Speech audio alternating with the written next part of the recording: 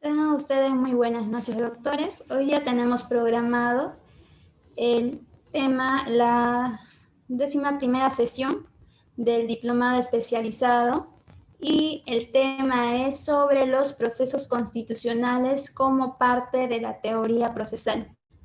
Y hoy día contamos con la presencia del doctor Alexander Rioja Bermúdez, quien es magíster en Derecho Contencioso y Administrativo y Derecho Constitucional. Adelante, doctor, para que dé inicio a la sesión de hoy. Muy buenas noches a todos los participantes. Mi agradecimiento a los amigos de INLADES por la invitación y por poder estar con ustedes en esta noche y compartir este tema que considero bastante importante y que vamos a ver que incluso a raíz de ya la última noticia que tenemos de contar con un nuevo Código Procesal Constitucional, va a ser muy importante afianzar algunos temas que vamos a desarrollar el día de hoy. Entonces, quiero compartir con ustedes unas diapositivas de lo que vamos a trabajar en esta sesión.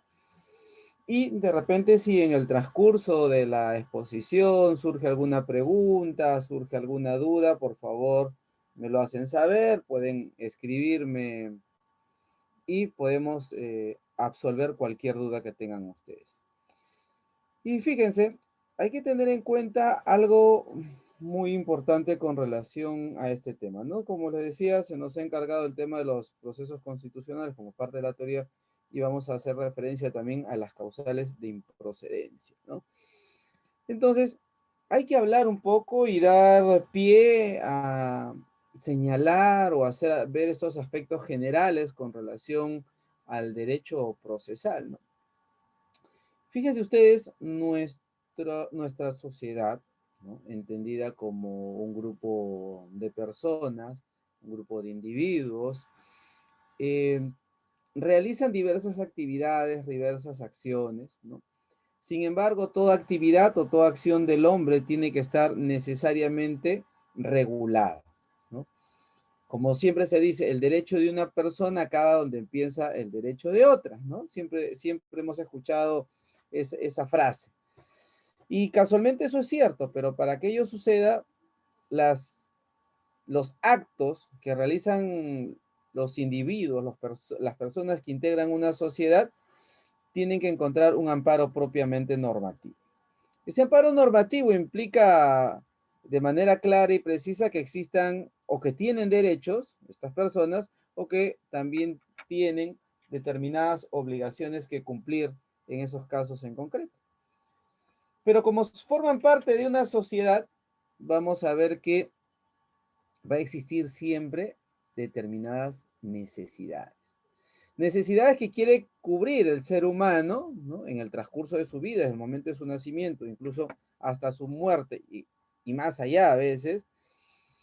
Y estas necesidades a veces no pueden ser satisfechas en su totalidad, porque siempre va a existir una escasez, ¿no?, de algunos bienes, y por lo tanto va a surgir casi siempre el tema de conflicto de intereses.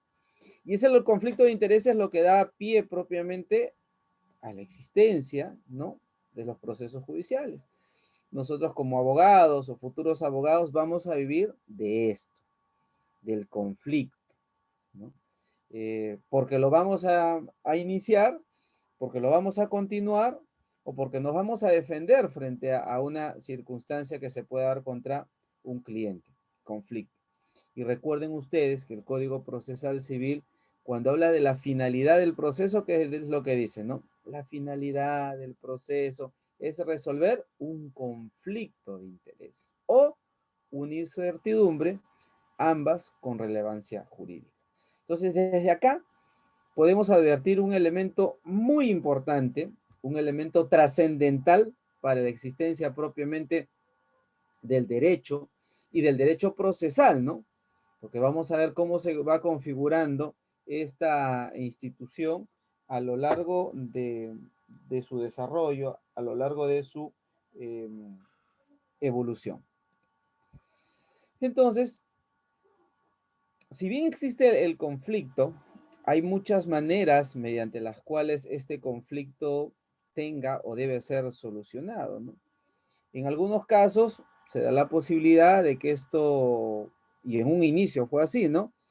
Era por acción directa, ¿no? A través de que las partes realizaban propiamente esta circunstancia. Y así tenemos el ojo por ojo, diente por diente, como ustedes conocen, y que fue el inicio, ¿no? de, de los conflictos que hubieron suscitado en la sociedad, pero que esta autodefensa de alguna u otra manera ha sido desterrada y ya empezaron a aparecer otras formas, ¿no? Otros mecanismos mediante los cuales se solucione este conflicto de intereses sin que tenga que aplicarse la autodefensa, ¿no? Y ahí aparecen los terceros, ¿no? Como el conciliador, el poder judicial, ¿no? El Estado aparece para poder regular estas circunstancias. Pero fíjense, vamos a advertir también que no del todo está vedada el tema de la autodefensa, porque hay circunstancias en las cuales la ley autoriza todavía que podamos aplicar la autodefensa. ¿Qué es lo que sucede cuando nosotros salimos a la calle y de repente alguien nos quiere asaltar? Pero como yo estudié karate, como yo estudié artes marciales, o de repente sé algo de lucha libre o pelea y termino enfrentándome al delincuente y golpeándolo de tal manera que nunca más en su vida va a querer robar a nadie. Apliqué yo una autodefensa. ¿Y eso está amparado por la ley? Sí, porque el Código Penal, por ejemplo, permite, ¿no? Ante una circunstancia en que uno pueda defenderse directamente, ¿no?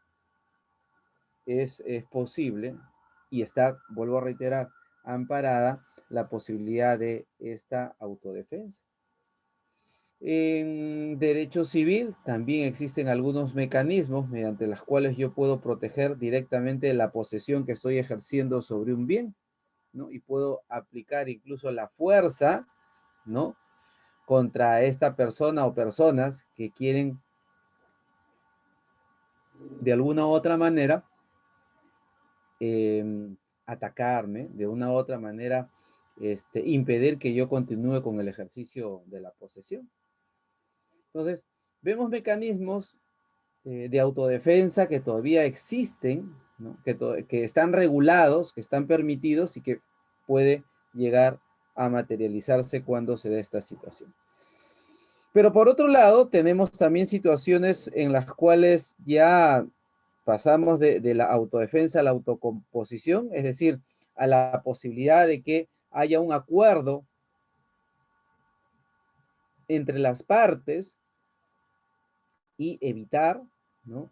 Que el conflicto pueda continuar o evitar que el conflicto pueda nacer, ¿no?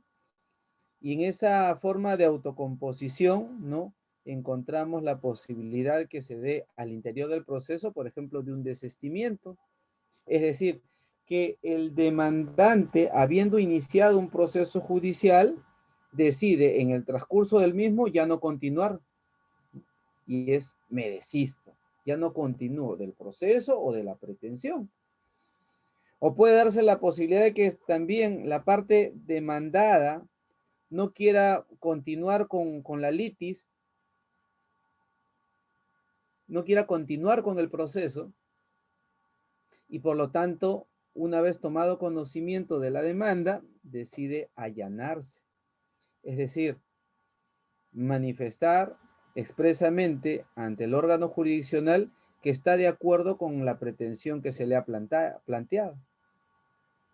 Y existe la posibilidad también de que las partes lleguen a un acuerdo directamente, ¿no? Sin el intermedio de terceros, donde realizan recíprocas concesiones, ¿no? Tanto la parte demandante o demandada, o la que podría ser demandante o demandada en un proceso.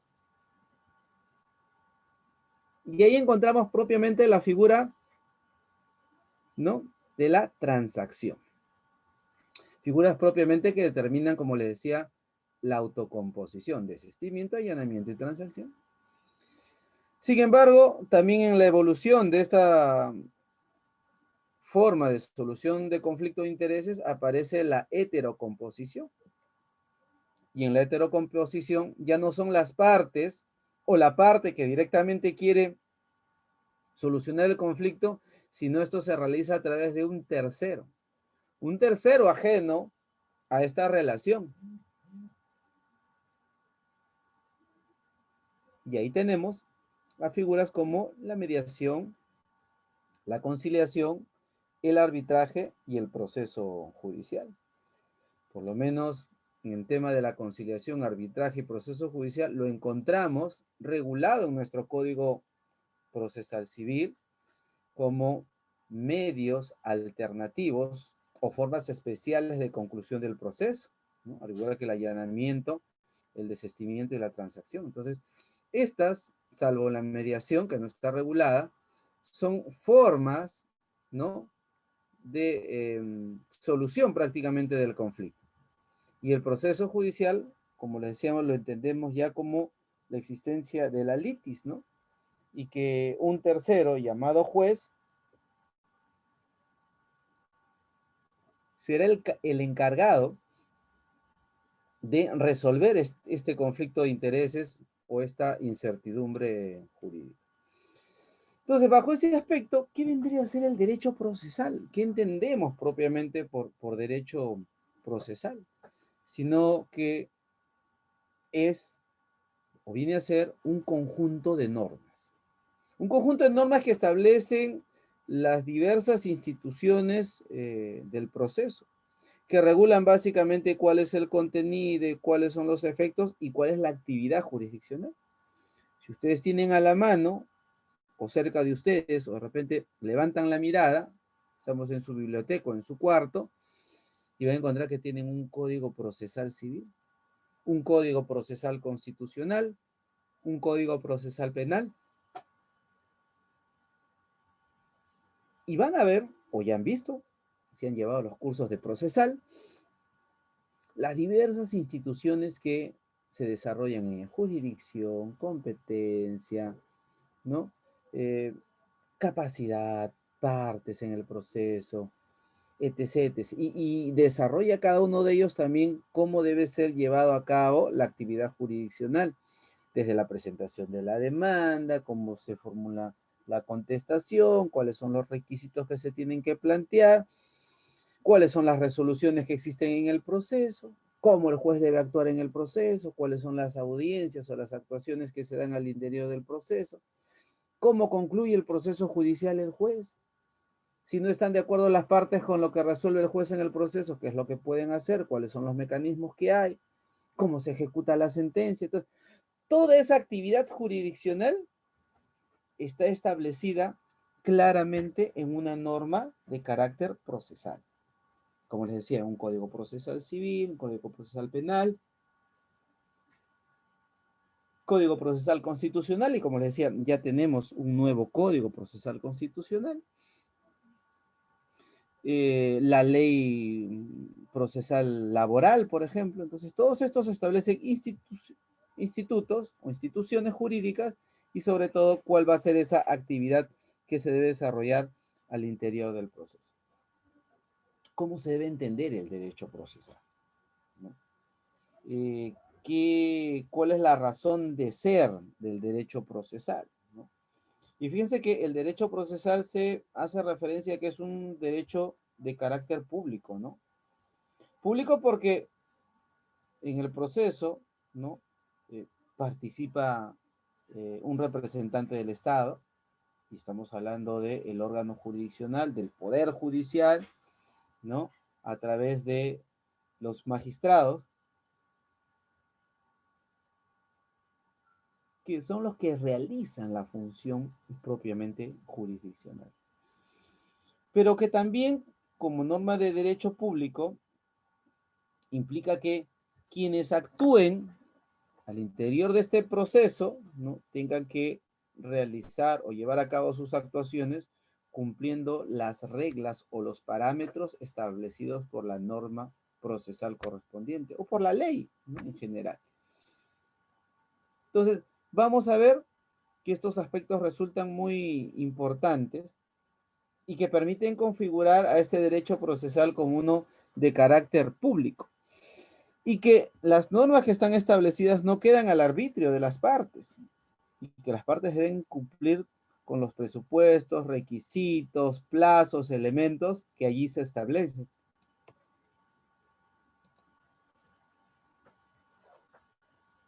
Ahora, hacer referencia al objeto de la teoría del proceso nos lleva a pensar de alguna u otra manera cuál es su razón de ser, su estudio, ¿no? Hablábamos, recuerdan, hace un momento, y decíamos que el derecho procesal contiene instituciones, ¿no? Instituciones que son analizadas propiamente por esta rama del derecho.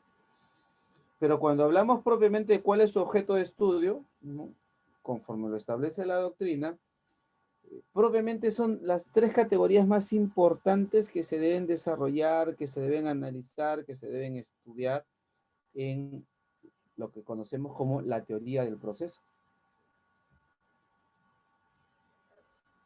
La mayoría de autores hace referencia propiamente a que estas tres categorías serían propiamente el proceso, la jurisdicción y la acción. Y fíjense, en teoría general del proceso, lo importante es poder conocer ello, y ya de acuerdo a la naturaleza de cada especialidad, vamos a encontrar algunas características que lo diferencian, pero sin embargo, la teoría, como teoría del proceso, sirve, ¿no?, para cualquier rama procesal. La jurisdicción, la acción, ¿no?, y proceso propiamente dicho, sin tener en cuenta si es derecho procesal civil, derecho procesal penal, derecho procesal laboral, derecho procesal constitucional, parten propiamente de estas categorías, parten propiamente de estas figuras, parten propiamente de estas instituciones. Por eso, yo siempre les decía a mis alumnos, a los que le enseñaba teoría general del proceso, aprendan este curso porque este curso les va a servir para todos los cursos. Y si ustedes pueden entender, comprender y saben analizar las instituciones del derecho procesal, propiamente de la teoría del proceso, les va a ser muy sencillo poder entender en sus especialidades que se entiende por proceso, jurisdicción y acción. Entonces, ¿qué podemos entender por proceso, ¿no? Fíjense, hay muchas definiciones a las que hacen referencia al proceso. Por ejemplo, una de ellas que dicen es un conjunto de actos coordinados que se ejecutan por o ante funcionarios del órgano jurisdiccional para obtener la declaración, la defensa o la realización activa de los derechos que pretenden las personas privadas o públicas.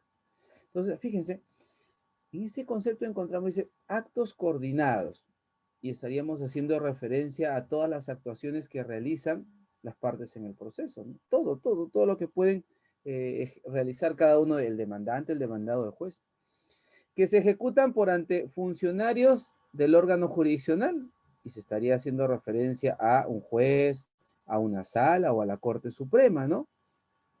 O estas actuaciones también, algunas se pueden llevar ante especialistas legales, jueces, secretarios, ¿no? Especialistas legales, como les decía. ¿Y qué buscan, no? Buscan, dice, obtener la declaración. O sea, porque cuando yo inicio un proceso, continúo un proceso o participo un proceso, yo requiero siempre una respuesta, ¿no? Y obtener una respuesta implica obtener una declaración, una resolución judicial ¿no? Mediante la cual el juez se comunica conmigo. Señor juez, solicito la nulidad. Entonces él me va a responder, ¿sabes qué? Voy a trasladar tu nulidad a la otra parte y con su absolución resuelvo. Señor juez, no estoy de acuerdo con su sentencia, voy a apelar. Ya está bien, te concedo la apelación con efecto suspensivo y resolverá el superior. Entonces, cada una de las situaciones que se pueden dar en el proceso, hacemos referencia a que buscan una decisión jurisdiccional. Yo puedo ejercitar el derecho de defensa, ¿no? O puedo solicitar la realización o la ejecución de una decisión judicial o de un derecho, y eso también implica proceso. Ahora, hay una de las definiciones que desde mi punto de vista es la que más me agrada, la que más utilizo generalmente, es la señalada por el maestro Juan Monroy. Y para Monroy, el proceso propiamente es dialéctica, ¿no? La dialéctica que se realiza entre los sujetos activos, fíjense, de la relación jurídica procesal, ¿no? Con la finalidad de resolver un conflicto de intereses o una incertidumbre jurídica. Entonces, ¿por qué se dice que es propiamente dialéctica el proceso?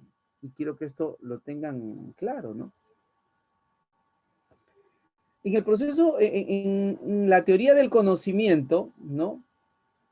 Y hay muchos ideólogos o muchos especialistas que han señalado o han analizado la dialéctica.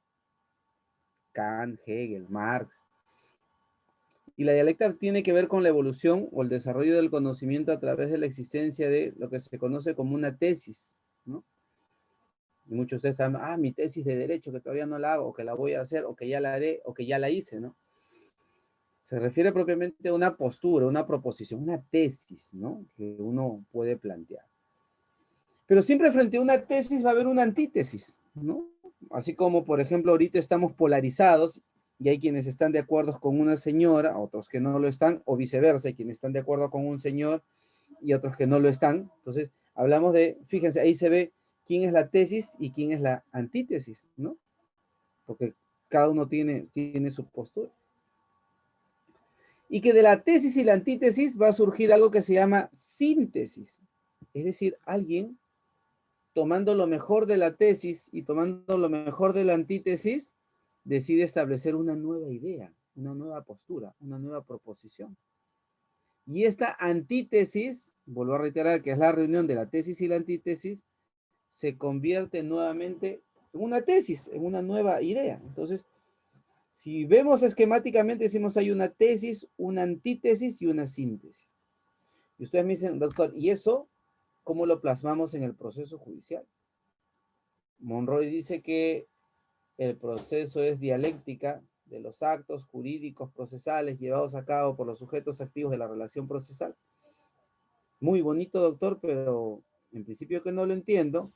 Explícame qué tendría que ver la tesis, la antítesis y la síntesis en un proceso judicial. Y allá vamos. ¿Cómo iniciamos un proceso judicial? Si ustedes se pueden acordar, y ustedes lo saben. ¿Cuál es el acto jurídico procesal que da inicio al proceso? Que nos permite plasmar nuestro derecho de acción, que nos permite dar inicio o poner de manifiesto la llamada tutela jurisdiccional efectiva, ¿no? Así es la demanda. Entonces, dentro del esquema de la dialéctica, la demanda sería la tesis, porque fíjense, hay una idea, hay una pretensión, hay un pedido, ¿no? Busco una declaración o una defensa frente a la vulneración de un derecho, ¿no? Y frente a ella, frente a esa tesis, frente a esta demanda, ¿cuál sería la antítesis de la demanda? ¿Qué sería lo contrario a la demanda? ¿Qué sería lo que ataca a la demanda? Así es, la contestación. Entonces tenemos demanda, tesis.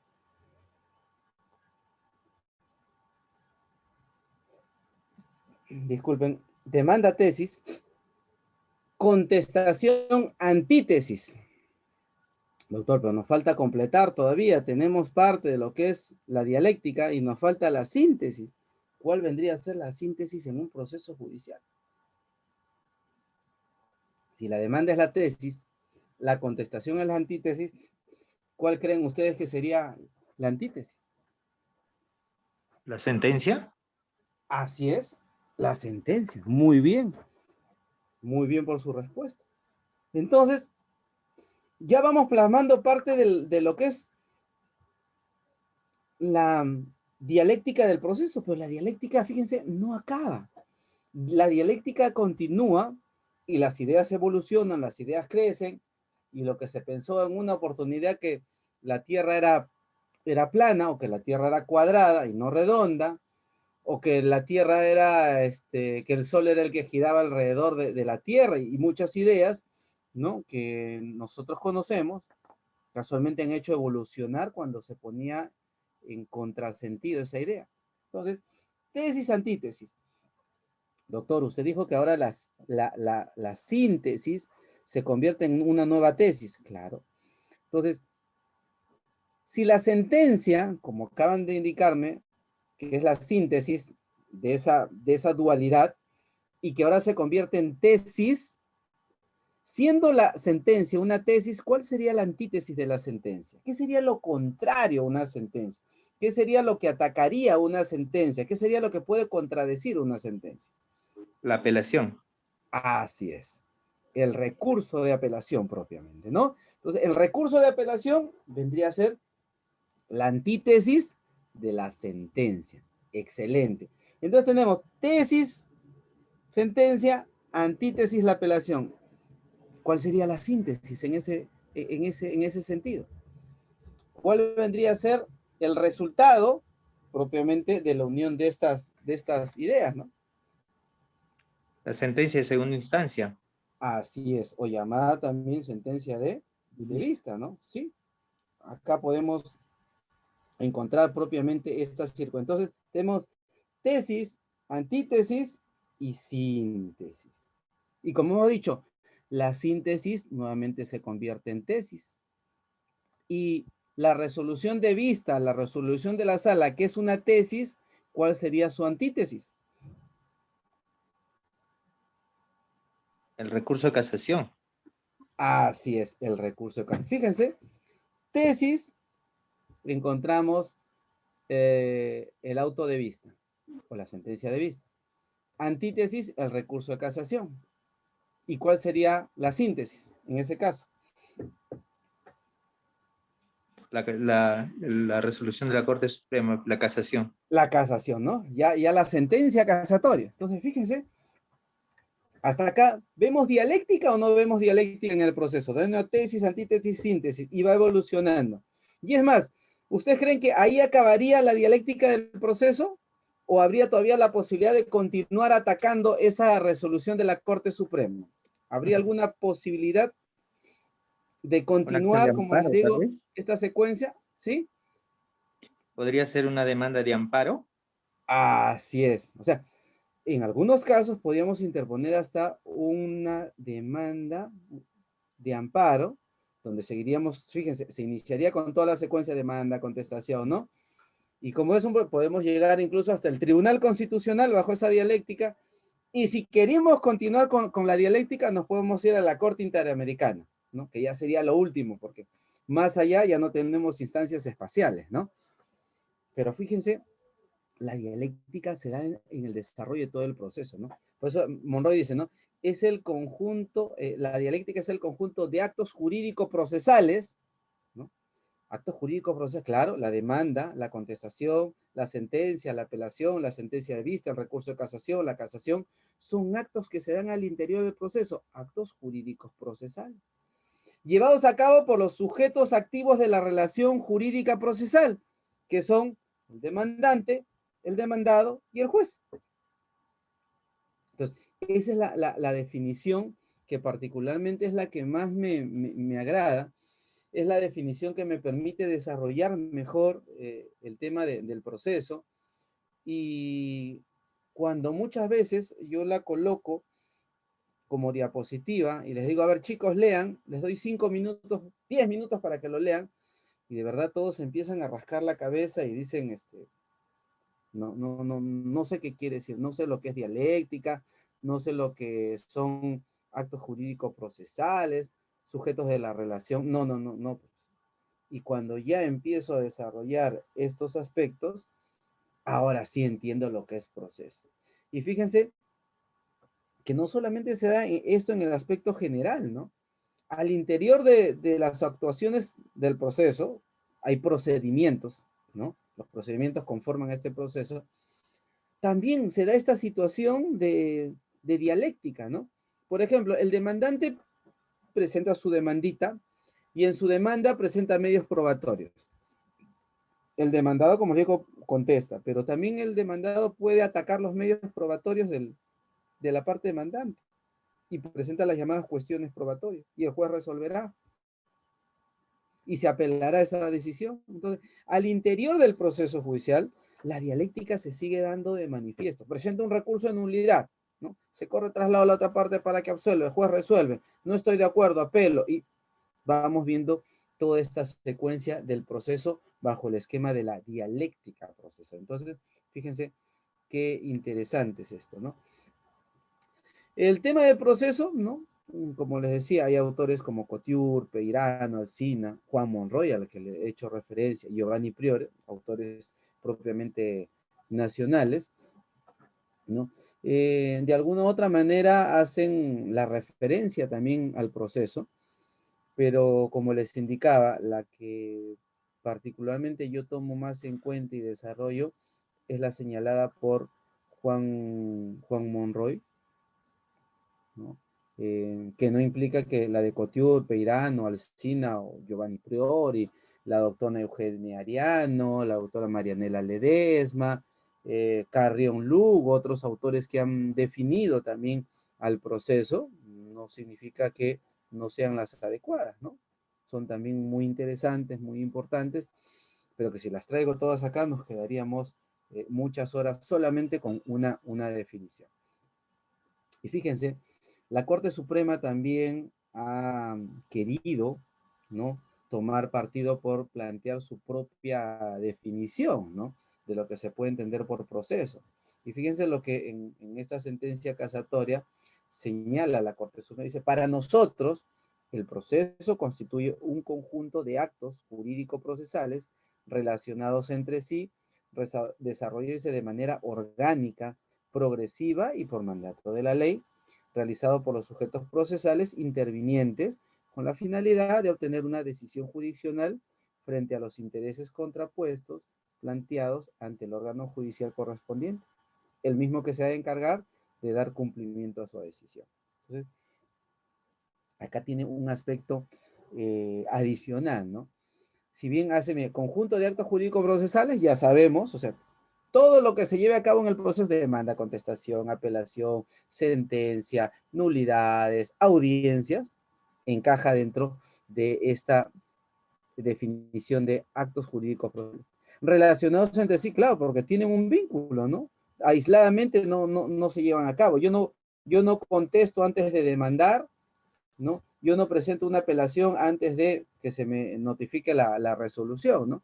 Por eso dice, relacionados de manera orgánica y de manera progresiva, porque el proceso tiene una secuencia. ¿Está establecido por la ley? Claro.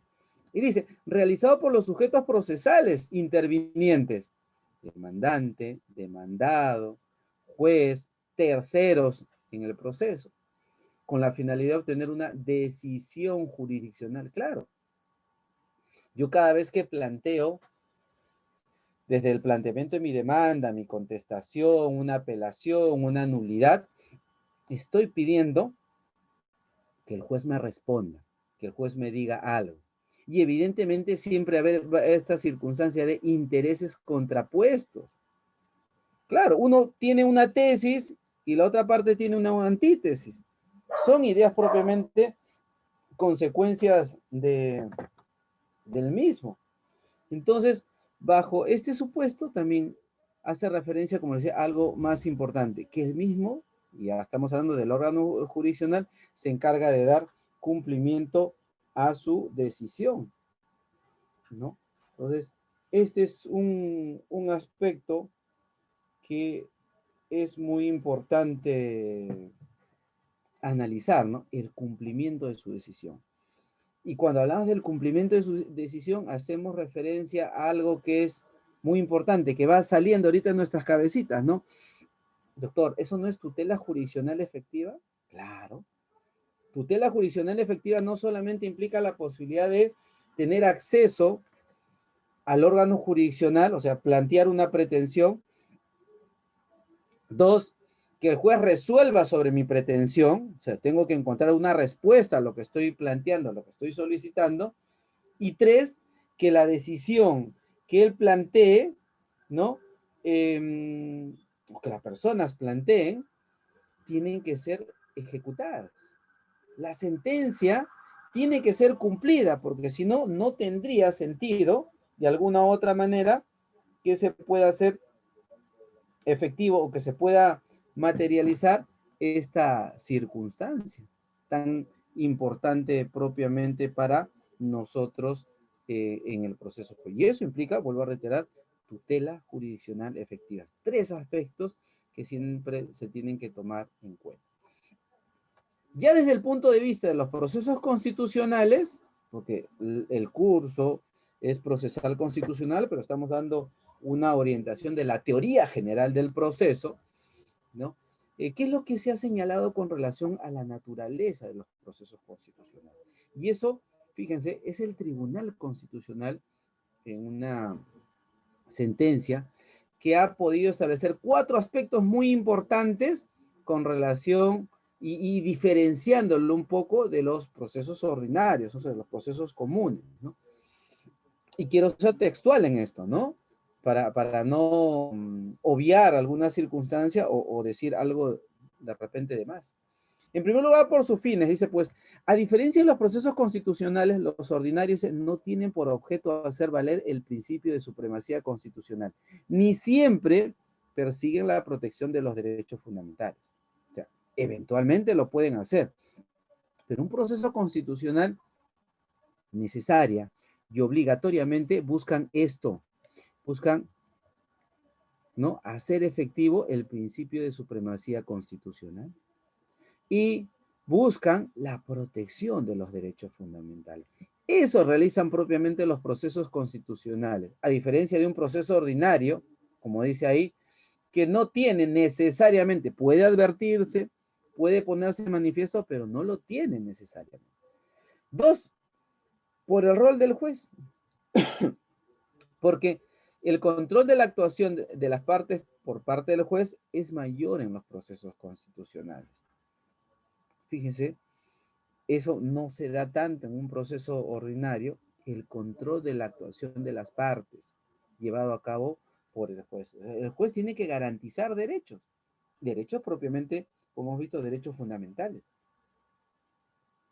Y en esa medida tiene que advertirse, tiene que quedar clara propiamente esta circunstancia a la que estamos haciendo referencia.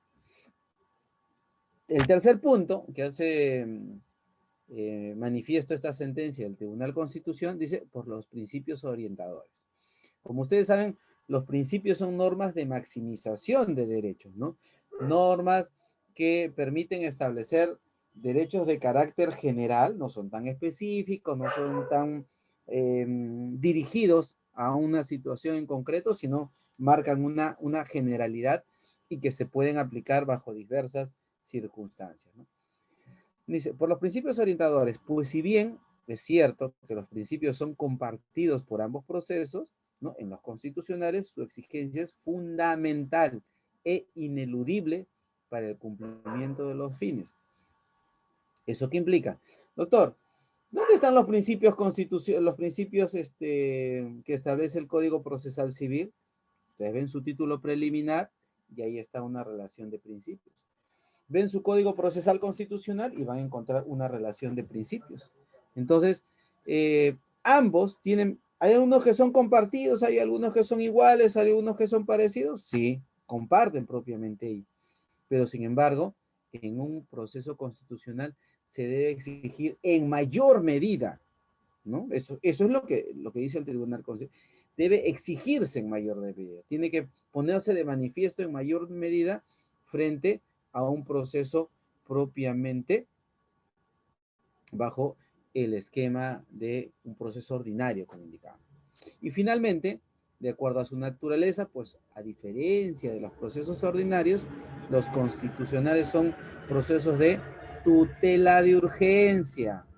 Lo que se quiere es plantear, lo que se quiere es solicitar que de manera urgente, ¿no?, se tenga que reconocer ante la existencia de una vulneración o amenaza de vulneración de un derecho constitucional, que se proteja, casualmente, que se tutelen esos derechos. Entonces, como tutela de urgencia, tiene esta prerrogativa, que es difícil, que es distinta a un proceso ordinario. Un proceso ordinario no tiene esa trascendencia de un proceso constitucional. Por eso que se hace esta disquisición entre un constitucional y un proceso propiamente ordinario. Y como señalábamos, ¿no?, en el caso de nuestro Código Procesal Civil, hace la referencia a que tiene dos fines el proceso: resolver un conflicto de intereses o eliminar una incertidumbre, ambas que pueden tener relevancia jurídica, y una finalidad abstracta que es propiamente lograr la paz social. Eso lo podemos ver claramente en nuestro Código Procesal Civil. Y la eliminación de un conflicto de intereses tiene que ver con lo que hablábamos al principio, ¿no? Si hay una litis, hay una controversia entre dos o más sujetos, y estamos hablando que en un proceso judicial siempre hay dos partes, una parte demandante y una parte demandada, que la parte demandante puede tener dos o más sujetos procesales, o la parte demandada puede tener dos o más sujetos procesales, eso no significa que haya más partes en el proceso, ¿no? Eso es un error que a veces yo también escucho, o he escuchado incluso cuando era magistrado, cuando decía, hay 5 partes en el proceso. ¿5 partes? Sí, pues, hay 3 demandantes y 2 demandados. Señor, no son partes en el proceso judicial. Y peor, ¿no? Me lo decía un abogado. Señor abogado, ¿no? Y resalta, señor abogado. Y si le podía poner comillas a mi frase y resaltarla, señor abogado. No existen 5 partes en el proceso. El proceso judicial solamente hay 2 partes, una parte demandante y una parte demandada. Que los demandantes sean 3 y los demandados 2 no significa que sean 5 partes, ¿ya? Eso tiene que quedar claro. Entonces, resolver esta litis, este conflicto de interés, eso es lo que busca, ¿no?, el proceso. Para eso se acude a él. O en algunos casos, eliminar alguna incertidumbre jurídica, y la incertidumbre está por la existencia de alguna duda que pudiera haber en el proceso judicial. Por ejemplo, Juan, yo tengo una propiedad, fíjense, y decido vendérsela a alguna de ustedes, se lo había a la doctora Dina, por ejemplo, le vendo mi propiedad, Dina me lo compra, ¿no?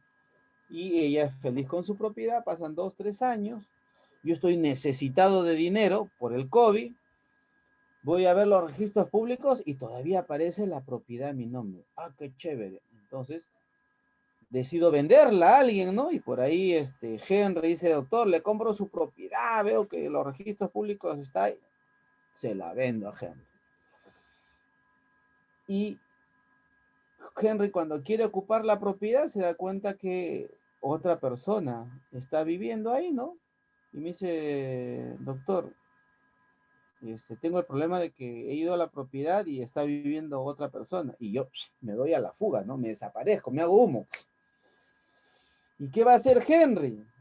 Primero, de repente querrá matarme o denunciarme, pero al advertir que otra persona también tiene un título, porque ha comprado la propiedad, entonces él decidirá interponer una demanda que se llama demanda de mejor derecho de propiedad, porque estamos viendo que ahí hay, entonces que el juez decida quién es mejor propietario de los dos, ¿no? Ya después me los arreglo con el doctor Rioja, pero ahorita quiero saber quién tiene ese mejor derecho. Y ya de acuerdo, como les digo, se verificará en primer lugar qué título es más antiguo o quién inscribió primero la propiedad. El juez determinará esa incertidumbre, esa duda que surge de un mejor derecho de propiedad, ¿no? En un proceso bajo estas características. Y ahí se elimina la incertidumbre porque el juez dirá en una decisión ya firme quién es el propietario, o Dina o Henry, ¿no? Esos son los aspectos que, y obviamente que tiene que tener relevancia jurídica, es decir, que tenga trascendencia para el derecho, ¿no? A ver, por ejemplo, alguna señorita que está como participante, de repente a la señorita Fiorella, ¿no? En algún momento se enamoró perdidamente, ¿no? Y alguien, el enamorado, le dijo, mi amor, yo te bajo la luna y te bajo las estrellas porque te amo, ¿no? Y ella, enamorada, ilusionada, ¿no? Y después el muchacho se desapareció. Entonces ella podría demandar por esa obligación que él tuvo. Es más, se lo escribió, ¿no? Me ha escrito en una carta y me dijo que me iba a bajar el cielo y las estrellas. Eso tiene relevancia jurídica, tiene trascendencia para el Estado, para el proceso, una situación. Eso se puede generar un tema de conflicto, ¿no? Entonces, siempre hay que analizar o hay que advertir previamente que exista esta situación de relevancia en el proceso judicial. En el caso de los procesos constitucionales, ¿no?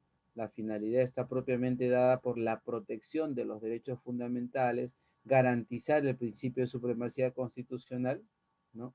Como lo señala el artículo 2 del título preliminar del Código Procesal Civil, del derogado Código Procesal Civil, porque ya tenemos uno nuevo, como les decía, y evidentemente es algo fresco, ¿no? Es algo que recién ha sucedido y de la noche a la mañana algunos se van a enterar de que ya hay una nueva norma procesal constitucional.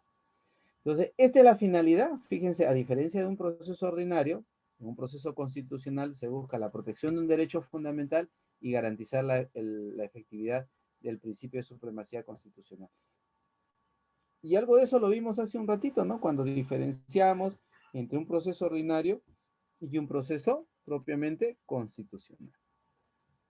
¿Qué tipos de procesos tenemos? Y hablo en general, ¿no?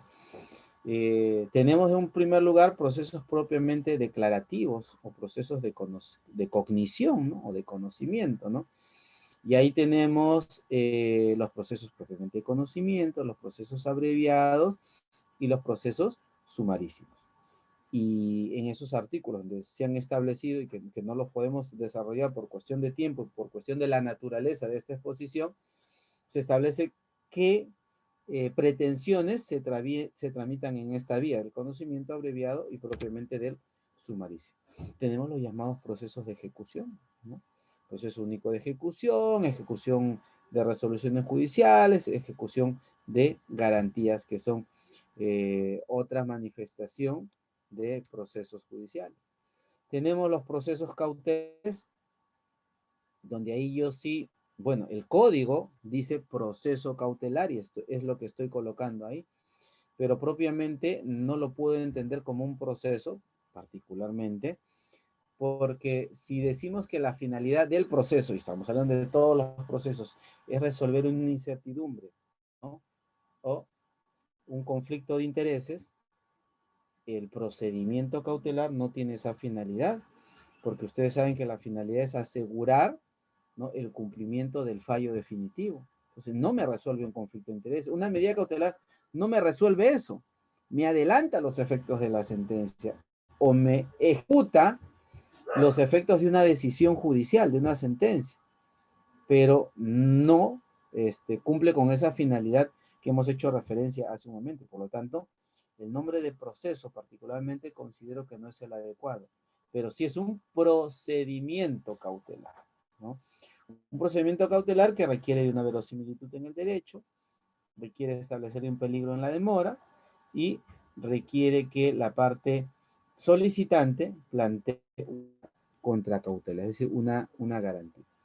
Luego tenemos los procesos no contenciosos, tenemos los procesos laborales, los procesos propiamente arbitrales, ¿no? Los procesos de familia y lo que nos interesa, ¿no? Los procesos constitucionales.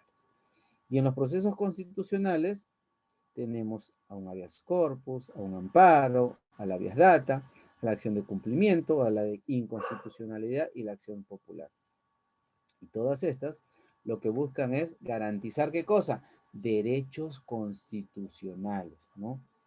Derechos que están enmarcados dentro de nuestra norma constitucional y que no tienen otra o no existe otro mecanismo que no sea a través de estas garantías que se puedan solucionar, que se puedan garantizar, que se puedan proteger los derechos. Bueno, luego tenemos el proceso propiamente penal.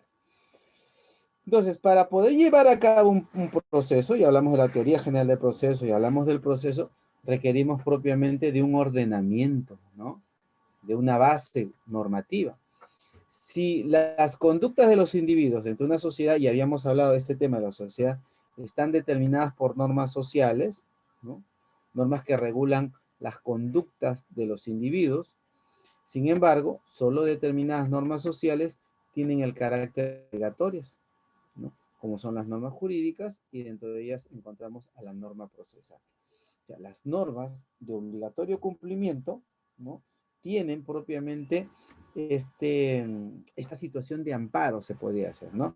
Esta situación por las cuales nos permiten, de alguna u otra manera, el ejercicio pleno de este derecho, ¿no? Por eso siempre tenemos siempre se hace referencia, ¿no? Hay una norma sustantiva, el Código Civil, una norma procesal, el Código Procesal Civil.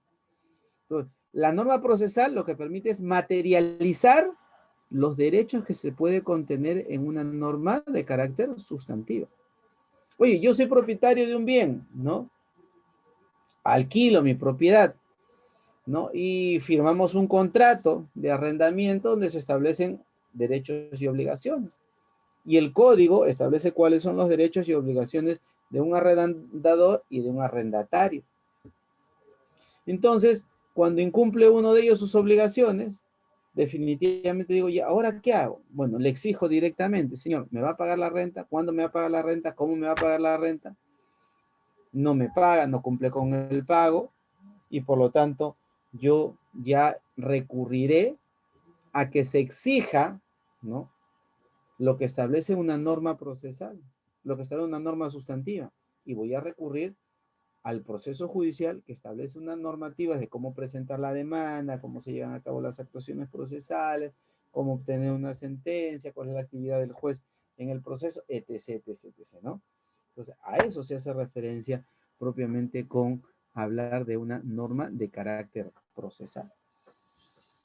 Y fíjense, nuestro sistema, ¿no? Tiene además un aspecto muy importante y muy novedoso que se dio con nuestro ya derogado Código Procesal Constitucional de 1993, ¿no? Que es la figura del precedente vinculante, que es una regla jurídica, ¿no? Que se da en un caso particular, pero que se decide establecer como una regla de carácter general y que es y constituye en un parámetro normativo, ¿no? Es obligatoria, es vinculante, es una regla general de carácter externalizada.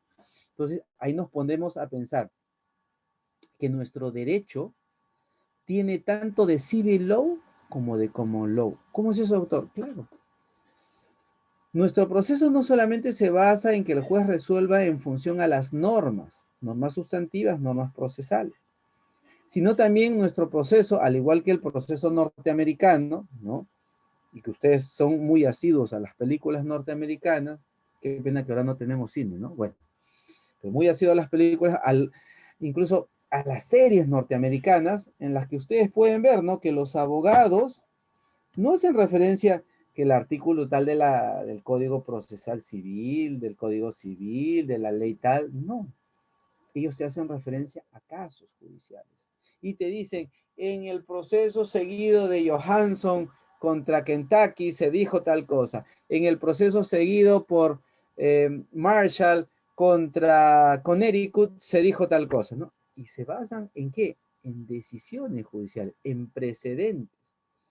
Y nuestro proceso, en el Perú, también tenemos el precedente. Entonces, el abogado que litiga, el juez y el juez que participa en un... ambos tienen que conocer los precedentes, los plenos casatorios que establece la Corte Suprema. Entonces, yo no voy a ser un buen abogado si solamente sé mi código civil y mi código procesal civil, mi código penal y mi código procesal penal, y me limito a saber, me conozco el código, lo sé. Oye, los precedentes también tienes que aplicarlos si eres juez. También tienes que solicitarlos o plantearlos si eres demandante o demandado. Entonces, fíjense qué importante es no solamente conocer la norma, sino también conocer las decisiones judiciales que tienen la naturaleza o de precedente constitucional para los procesos constitucionales o de plenos casatorios, ¿no? Que por ejemplo en civil solamente tenemos 10, en penal llevan una delantera, laboral también una gran cantidad de los mismos.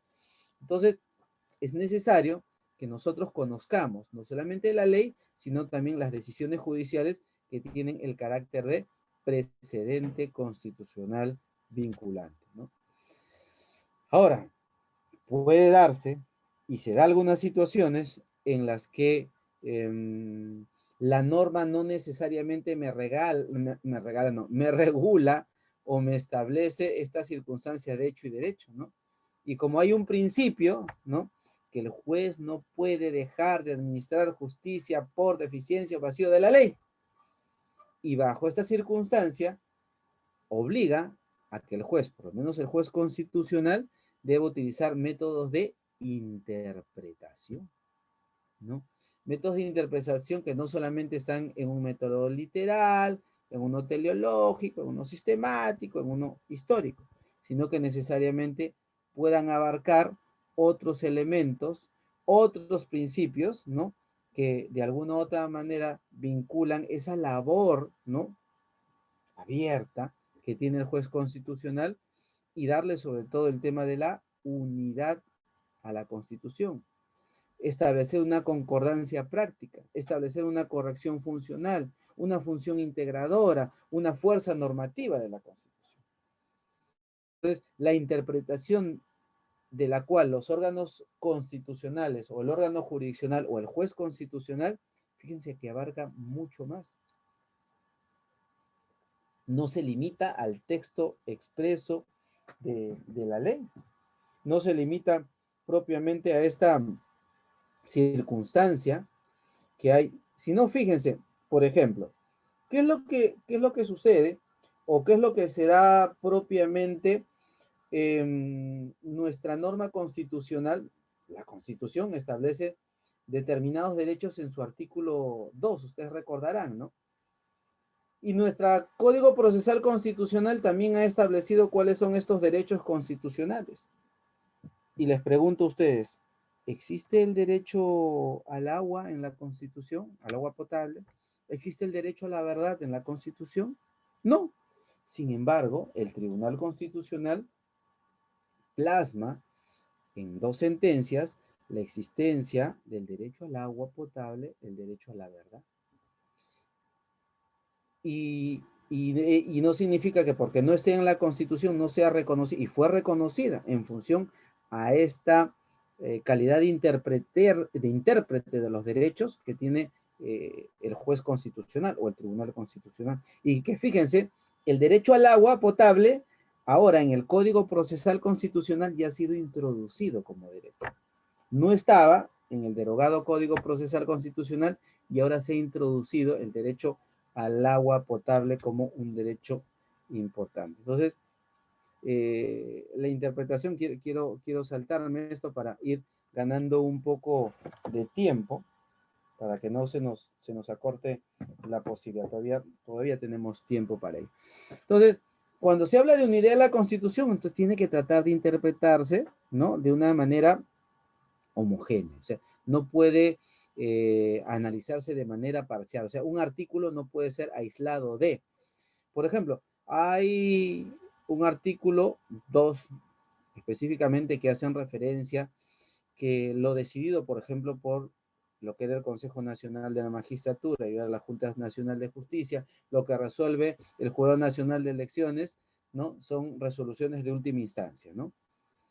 Entonces, bajo ese aspecto se diría y se dijo en un momento, oye, lo que ellos resuelvan es inmutable. Nadie más puede decidir sobre esto. Sin embargo, el Tribunal Constitucional que dijo, oye, no se puede interpretar así esta norma, porque el último órgano de control de la constitucionalidad, de garantía de los derechos constitucionales, soy yo, dijo el tribunal, ¿no? Entonces, no puede haber resoluciones que pasen a calidad de cosa juzgada, ¿no? En las cuales se haya vulnerado una garantía constitucional. Y por eso aparece, ¿no? Esta posibilidad, por ejemplo, aparece el amparo electoral, ¿no?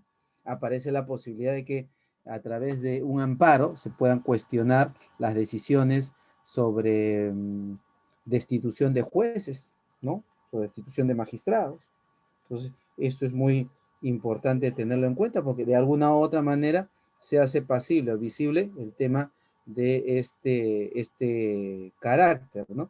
Y fíjense, hay decisiones en las que se hace referencia, sobre todo, por ejemplo, en el caso de Lizana Puelles, ¿no? Dice, conforme al principio de unidad de la Constitución, la interpretación de la Constitución debe estar orientada a considerarla como un todo armónico y sistemático, ¿no?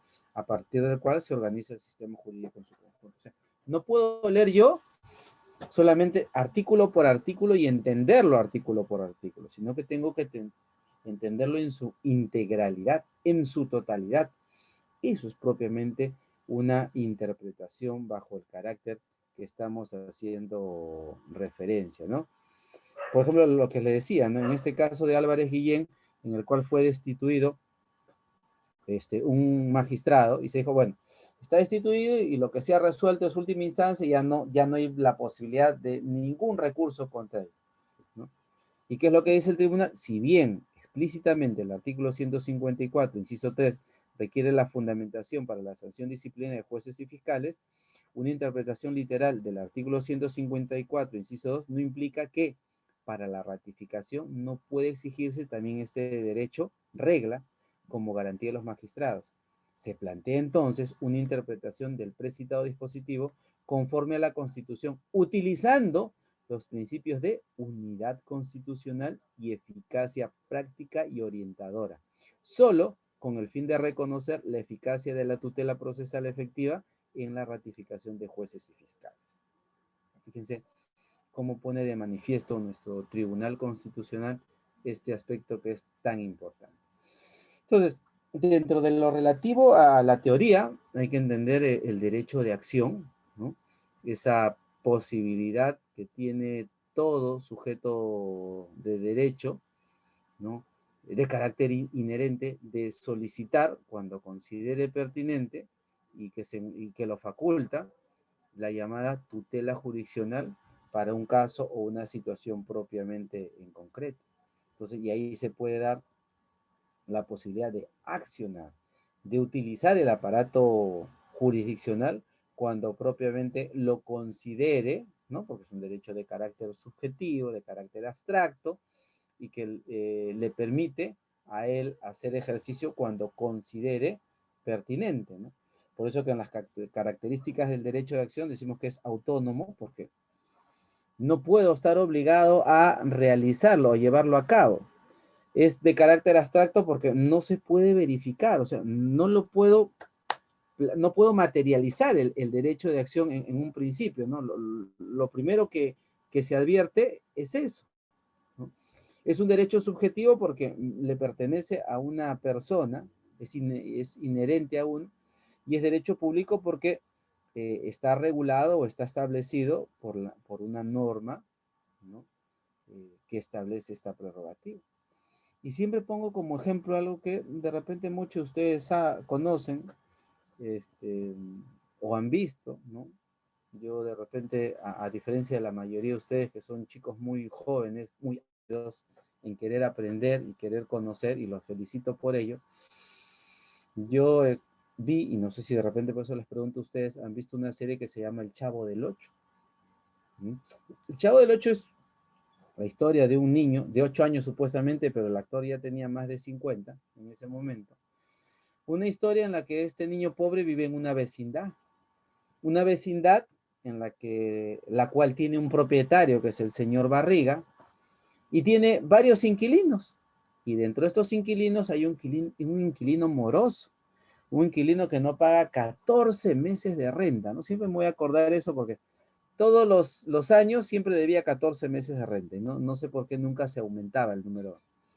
Y la serie tuvo muchos años, ¿no? Entonces, en esa historia, el propietario nunca lo demandó por desalojo a este señor don Ramón. Es un derecho autónomo, claro, porque nadie lo obligaba a demandar, ni no podía ser obligado a demandar. Era de carácter abstracto porque tenía él eh, el derecho de poder hacerlo, ¿no? Le pertenecía a él esa facultad, pero nunca lo ejercitó, nunca lo concretizó, nunca lo hizo efectivo, nunca lo demandó, ¿no? Como digo, nunca se concretizó o se materializó ese derecho de acción. Entonces, ahí se refleja propiamente estas características de ser autónomo, abstracto y subjetivo. Y evidentemente público porque, vuelvo a reiterar, regula nuestra norma procesal este derecho.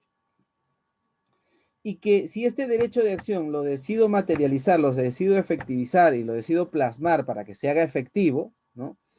Tengo que dotar o detentar una pretensión en el proceso judicial, ¿no? Entonces, esta pretensión es, yo busco una declaración de voluntad, ¿no? Ante un órgano jurisdiccional, ¿no? Que se lleve a cabo frente a la parte contraria, ¿no? Frente al demandado. Y que la pretensión se dirige contra este demandado, no se dirige contra el Estado, ¿no? Yo no dirijo mi pretensión contra el Estado, no es el Estado el que va a cumplir la obligación establecida en un contrato o establecida en la ley, va a tener que cumplirla el demandado en el proceso judicial. Entonces la pretensión la dirijo propiamente contra él, contra quien voy a reclamar ese derecho que estoy solicitando. Y la pretensión puede ser una pretensión material o procesal, y es una pretensión material la que se da antes del inicio del proceso judicial. En este caso, imaginemos, ¿no? El señor Barriga como propietario y el inquilino, don Ramón, ¿no? Págame la renta. En el momento que le exijo el pago de la renta, ya hay una pretensión de carácter material, que surge como consecuencia de un contrato, ¿no? Que surge como consecuencia propiamente de un acuerdo o de la existencia de una ley. Pero cuando esa pretensión material la traslado a un proceso, es decir, cuando ya inicio una demanda, ¿no? Esa pretensión de carácter material se transforma en una pretensión de carácter procesal. Y ahí hablamos de esta característica, ¿no? Para yo poder plantear esta pretensión, debo tener en cuenta tres aspectos, ¿no? Una fundamentación jurídica o fundamentos de derecho, una fundamentación de carácter fáctica, ¿no? Que propiamente pasa por los hechos que sustentan mi pretensión. O sea, antes de ser mi pretensión tal, ha existido un conjunto de circunstancias, un conjunto de hechos, ¿no? Que me permiten propiamente poder establecer esta exigencia, ¿no? Yo le tengo que contar, que narrar al juez una historia. Entonces, la historia de los hechos, esa es la fundamentación propiamente fáctica.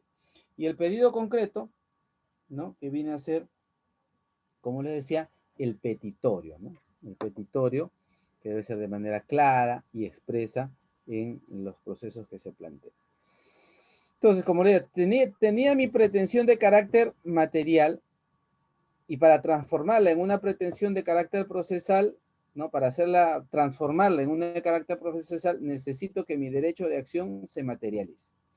Y este derecho de acción, cuando se materializa, se realiza a través de un acto jurídico procesal, ¿no? Un acto jurídico llamado demanda, donde se expresa propiamente la solicitud o el pedido de tutela jurisdiccional al Estado, ¿no? Y se manifiesta que se exija el cumplimiento de un derecho, ¿no? Y como habíamos dicho hace un momento, que esta pretensión tiene que tener una relevancia jurídica. No cualquier cosa se puede plantear en un proceso judicial, como decir, oye, me prometiste bajarme la luna. Oye, no, pues, eso es imposible, no tiene trascendencia, no tiene ninguna relevancia jurídica en el proceso, ¿no? Entonces, como se señala, el instrumento procesal a través del cual se ejercita el derecho de acción. Se plasma propiamente el derecho de acción como un derecho, habíamos dicho, de carácter subjetivo, autónomo, ¿no? Y propiamente en los procesos constitucionales vamos a advertir que el contenido de la demanda tiene ciertos requisitos que están establecidos en este artículo 45, que supletoriamente yo puedo utilizar el 424 y 425 del Código Procesal Constitucional, del Código Procesal Civil, amparado en este artículo 10 del título preliminar, ¿no? Y que en los procesos de amparo el plazo de interposición de la demanda es de 60 días, ¿no? Desde que se vulneró o desde que se generó la amenaza de vulneración de un derecho constitucional, ¿no? Y que hay que tener en cuenta que no hay el agotamiento de las vías previas, y en el caso de que el juez determine que sea inadmisible, me dará un plazo de 3 días para subsanar esa omisión, y que también el juez al momento de calificarlo y no cumplo con los requisitos del 424, 425 o del 45, en el caso de una demanda de amparo, me podrá declarar la improcedencia, llamada improcedencia liminar. Figura que le vamos a poner una crucecita acá, porque también en el nuevo Código Procesal Constitucional se ha eliminado la improcedencia liminar de la demanda. Es decir, toda demanda constitucional tiene que admitirse sí o sí, y que tenga que haber una decisión sobre el fondo del tema que se ha planteado, y eso será ya en la sentencia. En los procesos ordinarios, ¿no? Hay la posibilidad de ejercer la reconvención. Así como hay un derecho de acción, hay un derecho de contradicción, pero el demandado en un proceso ordinario, por favor, en un proceso ordinario, vuelvo a reiterar, puede ejercer su propio derecho contra su demandante. Es decir, a mí me demandan, ¿no? En un proceso judicial, y en ese mismo proceso yo demandado, lo demando a mi demandante.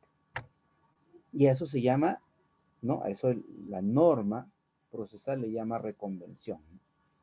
Eso es una contrademanda, no es una reconvención, pero el código le llama reconvención. Sin embargo, en los procesos constitucionales no procede la reconvención, porque evidentemente, si yo estoy demandando a alguien porque ha vulnerado o está amenazando mi derecho constitucional, ¿qué me podría demandar él a mí? Y por eso está vedado, está prohibido, se declara improcedente la posibilidad de una reconvención conforme lo establecía el artículo 49 del Código Procesal Constitucional. Y como les decía, ¿no? Este derecho de contradicción es el derecho de defensa que tiene propiamente el demandado en un proceso constitucional para ejercer su propio, al igual que su propio derecho de acción, la posibilidad de defenderse, la posibilidad de colocar ante el órgano jurisdiccional o poner de manifiesto su propia visión del proceso judicial. Entonces, eso es importante poderlo establecer y concretizar, ¿no? La jurisdicción como el poder deber del Estado, ¿no? Para solucionar los conflictos de intereses, ¿no? Y dentro de este tema encontramos a la competencia como una medida de la jurisdicción, ¿no? Y podemos encontrar propiamente establecer quiénes pueden ejercer función jurisdiccional con relación a los temas propiamente constitucionales. Y el artículo 4 del título preliminar dice que los procesos constitucionales son de conocimiento, fíjense, solamente del Poder Judicial y del Tribunal Constitucional. No hay más órganos que se encarguen propiamente de desarrollar los temas constitucionales, ¿no? Por eso ahí encontramos aspectos como de legalidad, ¿no? Cuando hablamos de la competencia, porque la ley establece quién es el juez competente para caso concreto. Improrrogabilidad, es decir, que no se puede permitir que otro juez o bajo otras circunstancias del que la ley ha establecido como competente, no se puede, otro juez no puede realizar ello. Que es indelegable, es decir, yo no puedo como juez que estoy conociendo un proceso decirle, oye, ¿sabes qué? No te lo encargo a ti, tú lo vas a ver. No se puede delegar. Y es inmodificable. Lo que ya está establecido en la ley, salvo que haya una modificación como la que tenemos ahora, ¿no? No es posible realizar en los procesos constitucionales. ¿Y cómo se fija, cómo se establece propiamente la competencia? Hay que tener en cuenta la materia, en este caso los procesos constitucionales, los jueces constitucionales ven la materia constitucional. Lamentablemente en nuestro país no tenemos muchos jueces constitucionales, y en muchas provincias son los jueces ordinarios o jueces mixtos que pueden ver los procesos constitucionales. En razón del grado, es decir, ante quién la ley establece que debo interponer mi demanda, ante un juez civil especializado, ante un juez de paz, ¿no? En función al territorio, ¿no? Teniendo en cuenta propiamente el ámbito de circunscripción geográfica, ¿no? Para determinar qué juez debe o no conocer el proceso, en función al turno, ¿no? Sobre todo en los procesos con las garantías constitucionales, por lo menos en los temas que tiene connotación penal, como el habeas corpus, ¿no? Se da esta circunstancia. Y en algunos casos, en cuestión propiamente a la cuantía, ¿no? Ustedes saben, los procesos constitucionales, en principio, no tienen un contenido patrimonial, pero si lo hubiera, se va a tener en cuenta más el aspecto propiamente de la materia que el aspecto de la cuantía, porque esto en los procesos constitucionales, vuelvo a reiterar, no necesariamente se hace. Relación jurídica material y relación jurídica procesal, y hemos hecho referencia hace un momento al hablar de la pretensión material y la pretensión procesal, o sea, una se da fuera del proceso y otra se da al interior propiamente del proceso, y que existen presupuestos procesales y materiales para poder dar inicio al proceso, y ahí tenemos el tema de la capacidad de los sujetos, es decir, quienes participan en el proceso judicial tienen que reunir los requisitos, ¿no? Para poder intervenir en esta calidad, ser sujeto de derecho y de obligaciones, que haya el órgano competente correspondiente y que lo sea así por la norma para que pueda emitir una decisión válida, y el cumplimiento de los requisitos de la demanda, ¿no? Habíamos visto que supletoriamente se utiliza el 424 y 425 del Código Procesal Civil. Sin embargo, el Código Procesal Constitucional en algunos casos establece cuáles son los requisitos para una demanda de amparo, para una habeas data, no así para un proceso de habeas corpus, en donde no se exige mayor formalidad. Y que quien participe en el proceso judicial, como les decía, debe tener la capacidad procesal, es decir, la posibilidad o la aptitud para poder llevar a cabo actos procesales, ¿no? Al interior del proceso judicial. Y que esta capacidad es equiparable propiamente con la capacidad de ejercicios, ¿no? La capacidad para ser parte material en un proceso, ¿no? Como hacíamos referencia propiamente, es el tema de la titularidad que tiene una persona del derecho, sea como parte activa o sea como parte pasiva del mismo, y poder comparecer de manera directa, ¿no? Hay situaciones en las cuales no me permite ello y voy a tener que recurrir a figuras como, por ejemplo, un poder, ¿no?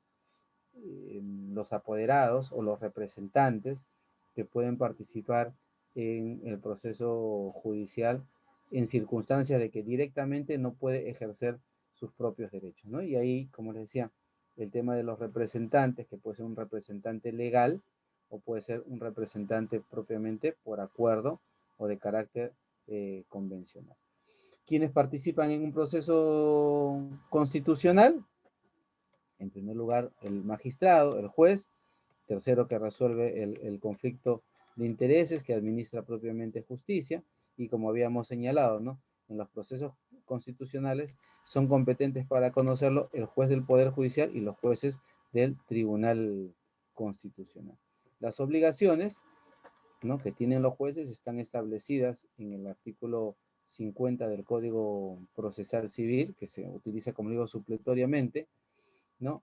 Hay facultades genéricas, hay facultades disciplinarias, hay facultades coercitivas que el juez debería llevar a cabo cuando se advierta alguna circunstancia en la que se quiera entorpecer, dilatar, perjudicar o menoscabar el proceso judicial.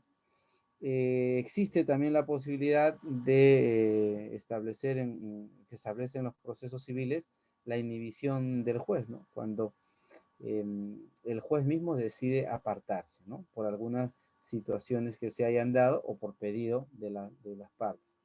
Hay los jueces que pueden estar impedidos por alguna circunstancia, o pueden ser recusados, o pueden ser excusados, o pueden abstenerse de continuar el proceso judicial en virtud de algunas circunstancias, ¿no?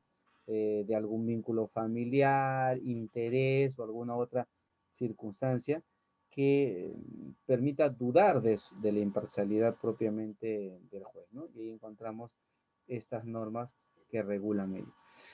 Luego tenemos el tema de la postulación del proceso, como decíamos, ¿no? El proceso judicial se materializa a través de un acto jurídico procesal llamado demanda, ¿no?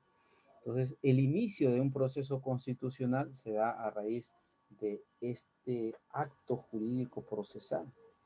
El juez tendrá, las partes en primer lugar tendrán que establecer claramente, cumplir con los requisitos del 424, del 425, señalar su fundamentación de hecho, su fundamentación de derecho, los medios probatorios, que considera que permite garantizar la pretensión o hacer efectiva la pretensión dada.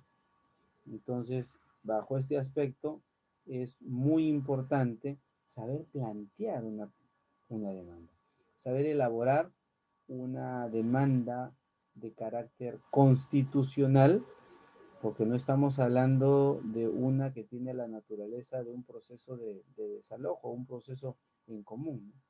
Es completamente distinto el ejercicio de defensa y la plasmación, ¿no?, del escrito propiamente o del acto jurídico procesal llamado demanda, para mejor resolver en este caso en concreto. Como le decía, en los procesos constitucionales, por lo menos en el proceso de amparo, el código establecía, ¿no?, en el artículo 42, cuáles son los requisitos para interponer la demanda, ¿no? Miren, fíjense, debe ser por escrito, ¿no? Y debería tener la designación del juez, el nombre de identidad y el domicilio del demandante, identidad del demandado, relación numeral de los hechos que hayan producido o que estén en vías de producir, porque el amparo procede contra la afectación, ¿no?, o la amenaza de afectación, pues, o los que estén en vías de producir la agresión del derecho constitucional, ¿no? Tengo que precisar cuáles son los derechos que considero yo se me están vulnerando, se me están amenazando. Tengo que precisar en un petitorio, ¿no?, de manera clara, precisa y concreta, qué es lo que quiero, qué es lo que pido, qué es lo que estoy solicitando en este proceso. Luego, definitivamente, el tema de la firma, ¿no?, de el demandante, y si no puede participar directamente, la de su representante o de a su apoderado, ¿no? Y ahora, como les decía, ¿no?, la demanda necesariamente va a ser admitida. O sea, si hay un tema de rechazo liminar, eso se ha derogado. Si puede haber una situación de inadmisibilidad, sí puede señalarlo el juez en ese caso. Pero se decía, ¿no?, que ninguna demanda puede ser rechazada por el personal administrativo del juzgado. Es decir, presentarle, oye, le falta esto, ¿sabe? Llévatelo. arréglalo y después lo presentas. No, ellos no están facultados para ello. Solamente el juez puede responder ante el pedido si ha sido planteado de manera equivocada, de manera errónea, o se ha omitido algo, ¿no? Solo por decisión judicial podría ser llevado a cabo el cuestionamiento cuando no cumple alguno de estos requisitos, ¿no? Por eso dice, en ningún caso la demanda puede ser rechazada por el personal mismo. Tiene que dejarlo interponer sí o sí, ¿no? Este es el aspecto que se debe tener en cuenta. Y como hablábamos, hay un petitorio, ¿no? Hay una pretensión, ¿no? La llamada pretensión propiamente procesal, que es la declaración que se busca realizar ante el órgano jurisdiccional y frente propiamente al adversario o al demandado en el proceso. Y ya vamos terminando. Como les decía, yo presento mi demanda, ¿no? Y el tema del rechazo liminar ha sido propiamente vedado por este nuevo Código Procesal Constitucional, donde permite, pues establece esta circunstancia de poder llevar a cabo que se deniegue, ¿no?, la posibilidad de acudir al órgano constitucional. Entonces han visto a bien, como les decía, poder garantizar que el ciudadano interponga una demanda solicitando que se le reconozca en un derecho constitucional y que no exista por parte del órgano jurisdiccional ninguna posibilidad de rechazo. Sin embargo, por un tema propiamente de conocimiento, siempre es bueno saber, siempre es bueno seguir conociendo un poco más. Vamos a revisar qué es lo que dice el Código Procesal Civil, disculpe, el Código Procesal Constitucional con relación a por qué un juez declaraba improcedente una demanda, ¿no? Si el juez advertía que los hechos y el petitorio no estaban vinculados a un contenido constitucionalmente protegido, es decir, a la protección del aspecto esencial o medular de un derecho, evidentemente el juez decía, oye, no advierto que con tu demanda tú lo que quieras es que se te garantice un derecho que está por darse o que ya se está materializando, ¿no? Entonces, como no advierto a ello, te rechazo la demanda. Dos, dice, el juez también podía rechazar la demanda, declarar su improcedente cuando dice, ¿no? Oye, respecto de tu pretensión, hay vías procedimentales igualmente satisfactorias, ¿no? Tú dices que se está amenazando, vulnerando un derecho, pero tú dices, doctor, se me afecta el derecho a la propiedad porque hay una persona que se ha metido a mi propiedad. Ya pues, el amparo no es específicamente para eso. Entonces, inicia otro proceso judicial, ¿no? Y existe otra vía propiamente procedimental que te permita garantizar tu derecho. Entonces, no utilices la vía del proceso de amparo cuando existen, como señala ahí, otras vías que te garantizan ese derecho. ¿Qué es lo que sucede si el demandante ya inició una demanda, ya planteó una demanda, ¿no? Y está también solicitando lo mismo? Entonces, el juez, y eso podemos decir de los jueces que tienen sistema informático, ¿no? Pero el que no lo tiene, mala suerte. Entonces, un juez podría verificar en el sistema si el demandante tiene otros procesos judiciales y, oh sorpresa, veo que tiene otra demanda. Y que está planteando de repente lo mismo, porque lo que puedo ver es de manera general qué es lo que está demandando. Entonces, bajo ese supuesto, el juez dice, oye, tú iniciaste otra demanda, igual o parecida a esta, entonces, no va, ¿no? Te declaro improcedente. Después dice, cuando no se han agotado las vías previas, salvo en los casos previstos por este código y en el proceso de habeas corpus. Fíjense, el habeas corpus cuánta protección tiene. Pero en este caso lo que vemos es lo siguiente, ¿no? Hay determinados derechos que para poderlos materializar, para hacerlos efectivos, tú tienes que cumplir con una actuación de cierre, ¿no?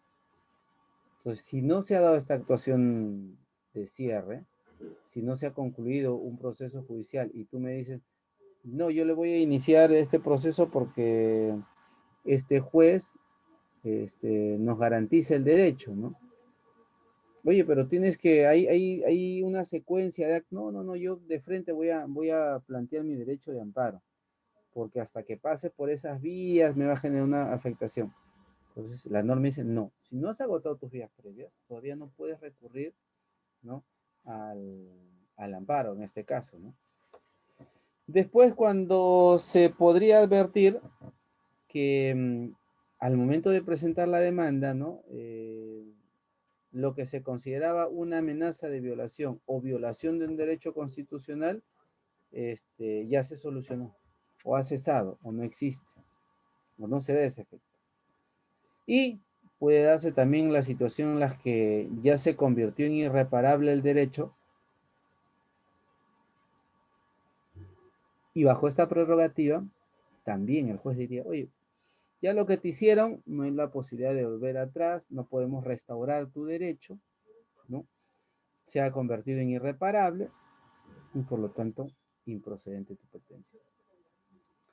Después, cuando se cuestiona, dice una resolución firme recaída en otro proceso constitucional o haya litis pendencia. Entonces, esto significaría que no se puede plantear amparo contra resolución constitucional, amparo contra amparo, ¿no? Y también dice el código en el caso de que haya litipendencia, es decir, dos procesos judiciales que se traten sobre lo mismo, que sean las mismas partes, ¿no? Que sea la misma pretensión, que sea el mismo petitorio, que permita configurar esta situación de litispendencia. Entonces, quien se ve envuelto en un proceso judicial y dice, oye, pero si esto yo lo demandé primero, pues tengo que poner de conocimiento al órgano jurisdiccional para que se pueda determinar en una sentencia quién es el que propiamente tendría este derecho. Se cuestionan resoluciones definitivas del Consejo Nacional de la Magistratura, hoy Junta Nacional de Justicia, en lo relativo a la institución de jueces, fiscales, ¿no? Fíjense que el código hacía referencia a este aspecto, a una improcedencia liminar de quienes se encuentran litigando algo, ¿no? Sin embargo, si en materia de destitución de un juez no hay motivación y no haya previamente la sentencia a la que hace referencia, entonces estamos hablando de una circunstancia, como ustedes pueden ver ahí, de que ante la no motivación, por más que sea una resolución de última instancia en este órgano autónomo de la Constitución, el, el colegiado constitucional sí puede revisar este tipo de situaciones cuando advierta, como les digo, esta vulneración al tema de la motivación o la falta de una audiencia por parte de la persona, ¿no? También en el caso de los conflictos, dice, entre entidades de derecho público, ¿no? Como sabemos, cuando hay conflicto entre entes del Estado, existe la figura del conflicto de competencia, ¿no? Entonces, será esta institución y no otra la que permita de alguna u otra manera, ante estas circunstancias, ¿no? Poder fijar o establecer algo completamente distinto. Y finalmente, cuando se ha dado el vencimiento del plazo para interponer la demanda, ¿no? Como habíamos visto, se puede dar el caso de 30 días o 60 días según las circunstancias, teniendo en cuenta si es una actuación o una amenaza de vulneración de un derecho constitucional o si es con relación a otro aspecto. Entonces, hasta aquí quiero y espero haber compartido claramente con ustedes estos aspectos generales, o sea, la teoría general del proceso, que les permite a ustedes tener una visión general, ¿no? Y acompañada propiamente con esta circunstancia de calificación que realizan los jueces de una pretensión o de una demanda constitucional para que puedan, como todo acto de calificación, determinar si la declaran inadmisible, improcedente, y ahora que está vedada la improcedencia, o puedan admitir, ¿no?, la pretensión y se pueda lograr reparar o se pueda lograr de alguna u otra manera la protección de un derecho constitucional cuando hay una amenaza o vulneración propiamente de ese derecho. Muchas gracias y quedo a alguna pregunta que ustedes tengan a bien formular, ¿no? Doctores, si hay preguntas para el doctor Alexander, por favor, hacerlas llegar en este momento. Y Sí, como doctora. siempre digo, ¿no? Pueden darse dos circunstancias. Si no preguntan, ¿no?, es porque lo entendieron todo y yo estaría de lo más feliz, o porque no entendieron nada y tampoco quieren preguntar. Así que yo me voy a quedar con esa duda de todas maneras. Sin embargo, espero que ustedes no se queden con ninguna duda y espero sinceramente que hayan podido entender y que haya sido lo más claro posible lo que hemos desarrollado en estos minutos, ¿no? Gracias por un like por ahí he visto. Muchas gracias. Doctores, si hay preguntas, doctor, ahí van a preguntar los doctores. Sí, doctora, una pregunta, por favor, al doctor Rioja. Doctor, Pregunta, doctor. gracias. Doctor Rioja, hemos hablado de los procesos de cognición cautelar, y pero yo quería preguntarle, porque está en algunas lecturas que he tenido oportunidad de leer, se habla de procesos de monitorios, y esos procesos monitorios realmente existen en el proceso, en la jurisdicción peruana, doctor, o no existen, o procesos documentarios, también le llaman, creo, a otros procesos. ¿Esos existen y estarían en la clasificación que usted nos ha indicado o no? Claro, Gracias, doctor, por la en la respuesta. clasificación que he establecido es en función a lo que existe en nuestro sistema jurídico, ¿no? Y en nuestro sistema jurídico no está implementado el proceso monitorio. Hay una propuesta de modificación del Código Procesal Civil y está esto colgado en las redes sociales, está colgado incluso en las páginas, en Google se puede buscar anteproyectos de modificación del Código Civil y Procesal Civil. Y casualmente una de ellas establece la posibilidad de tener un proceso monitorio, ¿no? Un proceso que permite establecer mediante una instancia única en procesos bajo naturaleza y circunstancias que sean muy, muy breves, muy, muy eficaces. A ver, por ejemplo, en Colombia sucede lo siguiente. Cuando alguien no cumple con el pago del arrendamiento, no se judicializa ese tema.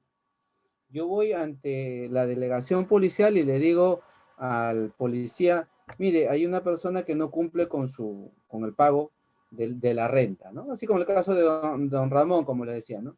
Entonces, acuden con el policía y le preguntan, señor, ¿cuándo va a pagar la renta? ¿Le debe tantos meses? O enséñeme o acredíteme que ha pagado. No, que no tengo. Entonces, tiene que salir hoy día sí o sí. Y la idea es propiamente que frente a esas circunstancias se pueda garantizar el derecho del propietario. Y les pregunto a ustedes, ¿se afectaría el debido proceso, la tutela jurisdiccional de alguien que no ha cumplido con su obligación? Y ustedes van a decir, no, pero todo hay que demandarlo. ¿Pero qué implica demandarlo? Iniciar un proceso judicial. Y durante esos meses, ¿qué va a pasar? El propietario no va a seguir cobrando, va a seguir gastando un proceso judicial y sale una sentencia favorable, todavía la va a apelar, sale la sentencia de vista que confirma, me voy en casación. ¿Cuántos años van a pasar? ¿Cuánto tiempo este propietario no va a tener su propiedad? Entonces, bajo esas características, en determinados procesos se permite y se establece a través de esta figura del proceso monitorio circunstancias que garanticen y tutelen el derecho y que está plasmado. Por eso les digo, ¿cuál sería la afectación? ¿En qué afectaríamos a alguien que estaba obligado a cumplir con su obligación, ¿no? El que ya tiene 3 meses sin pago y no quiere pagar. Si hay un contrato de por medio, hay un vínculo para esas circunstancias. Entonces, no, yo no lo he establecido dentro del cuadro que he fijado casualmente porque nuestro sistema aún no reconoce el tema de los procesos monitores. Muchas gracias por su respuesta, doctor. No, a usted, señor Ramos. Doctores, ¿hay más preguntas, por favor?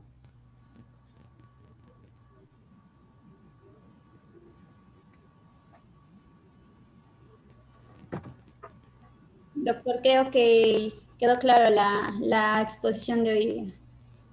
Eso, Entonces, eso espero. ¿No? Y nuevamente, mi agradecimiento a ustedes por la invitación, mi agradecimiento a todas las personas que se han quedado todos estos minutos a, a poderme escuchar y a quererme escuchar. Y como siempre, cualquier invitación de parte de la institución de INLADES, de Henry, mi agradecimiento y por favor, como siempre les pido a todos mis alumnos, a cuidarse mucho, ¿no? Porque todavía estamos en una situación un poco complicada, ¿no? Ya habrá la oportunidad, creo que, espero que muy pronto, de poder compartir con ustedes en un auditorio, en un escenario, alguna exposición académica. Muchísimas gracias. gracias, doctor Alexander. De igual manera, el Instituto Latinoamericano en Derecho y Sociedad le agradece por su participación y ser parte de ese diplomado tan interesante, en la cual era el diplomado especializado en justicia constitucional y derechos fundamentales. Bueno, doctores, hoy ha sido la última sesión por la cual se va a dar por culminado este diplomado especializado. Agradecemos su participación a todos ustedes, doctores, y tengan muy buenas noches. Buenas noches. Buenas noches, muchas gracias. Gracias. Buenas noches, doctores. Hasta luego, señor doctor Henry. Buenas noches, doctor.